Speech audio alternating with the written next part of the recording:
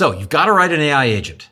What language do you want to use? Now, if what pops into your head is SQL, that is very interesting. If, on the other hand, you think SQL sounds crazy, stick with me for a minute.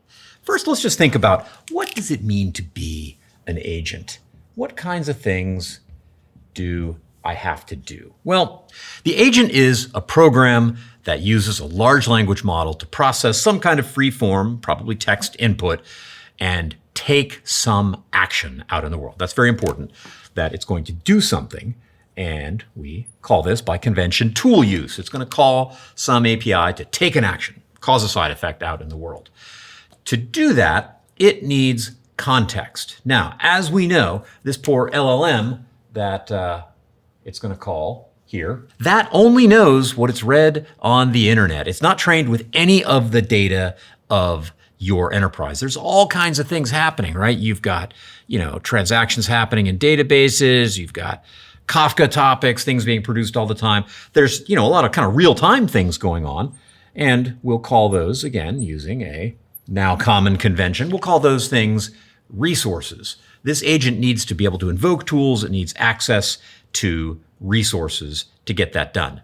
And there's a slightly batchier side to this. These tend to be very up-to-date things. But what about everything else? What about all the Google Docs? What about your wiki? What about, SharePoint? I don't know what kind of life choices you've made. There's all those things out in the enterprise as well. And again, this LLM just knows nothing about those things. So what we do is we take all those documents, we go access those things, break them up into little chunks, and write them to a specialized database called a vector database.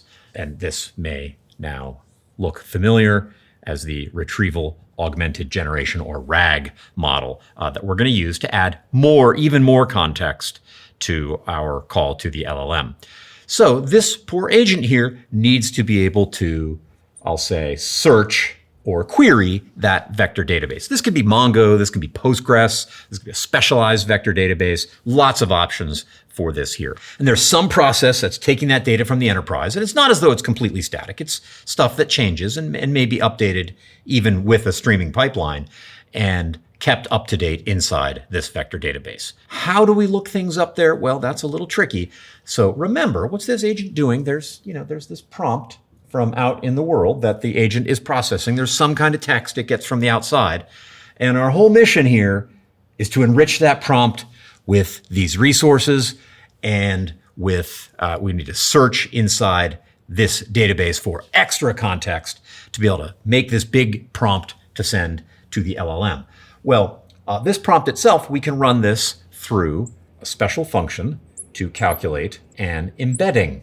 An embedding is just, it's a vector, it's a string of numbers that encodes, we'll just say, the meaning of the prompt. And in the vector database, we index things. We're able to look things up according to this vector, this string of numbers, basically like being able to look up documents that kind of are about the same thing. And so we get those documents out, we add those onto the prompt, we add our resources onto the prompt, we send it to the LLM. Now the LLM, which knows everything it's read on the internet, plus now all this information about our business, and it knows what kind of tools we have available to invoke.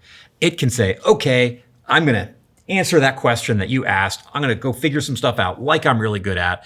And I'll even tell you what actions you should take when I'm all done. So that's the basic life of an agent. This might look familiar to you here. These two things, this looks startlingly familiar to what would be exposed by an MCP server, or a Model Context Protocol server, which is now a common way of packaging those things and making them available to AI agents. The agent itself is an MCP client.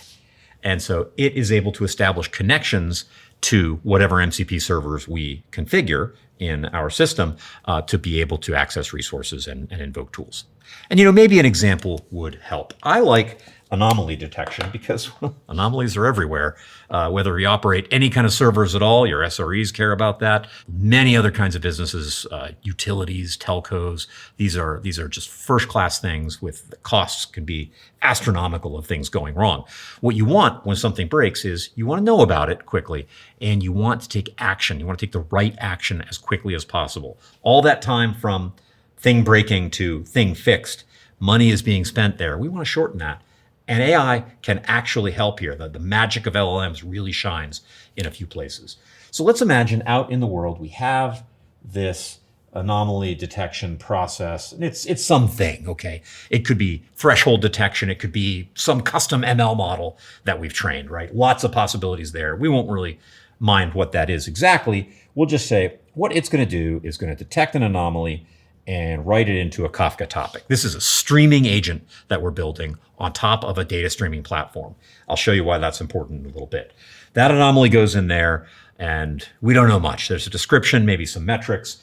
So that is going to be picked up by our first agent, which is going to be responsible for summarizing the anomaly. And to do that, what might it need? Well, it's got the metrics and the description of the anomaly. It might need to go look up some JIRAs. Has this happened before? Is there something broken right now? Are there blog posts, wiki articles that describe post-mortem things that have happened before related to this? Any other kinds of enterprise resources that we could have here in an internal MCP server that are real-time things, or documents in our vector database inside our RAG model. All that kind of stuff might be important for it to be able to do that. And this is the kind of thing LLMs are so good at. Take all that stuff. Here's a bunch of stuff. Write me a summary. Tell me what this thing really is all about. And you can even ask for that in some kind of structured form, potentially, if you've got some schema that defines how you think about anomalies inside your org. Okay, great. That summarized thing is going to be written to a Kafka topic. There could be actions this agent takes as well. It could just be summarizing through the LLM. And then this is going to go to our next agent, which is going to classify.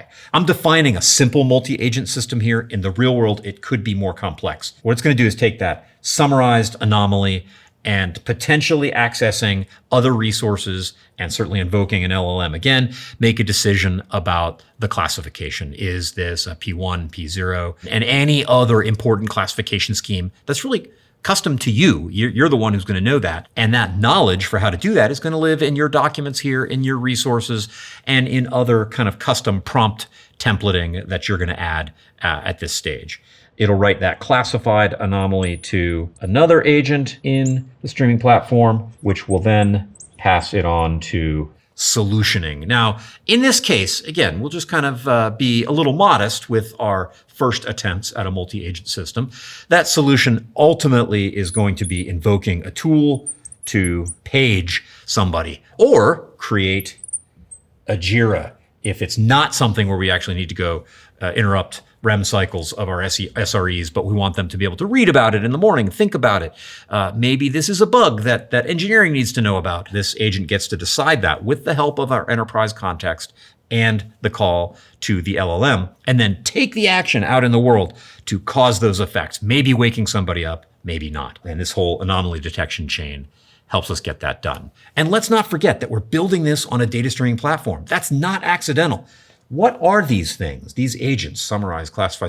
Those are software. You have to write those. You have to debug them. They're going to change. The business rules are going to change. You're going to have new ideas. You're going to discover cases you didn't think about. All of this stuff is under constant development, and you don't get it right the first time. So having data, even in a running system that is calling tools and doing things in the world, being able to take real data that the production agent has acted on and maybe in a staging agent replay through some of those events and step through what happened, maybe test a change, being able to replay history and understand past behavior, absolutely essential.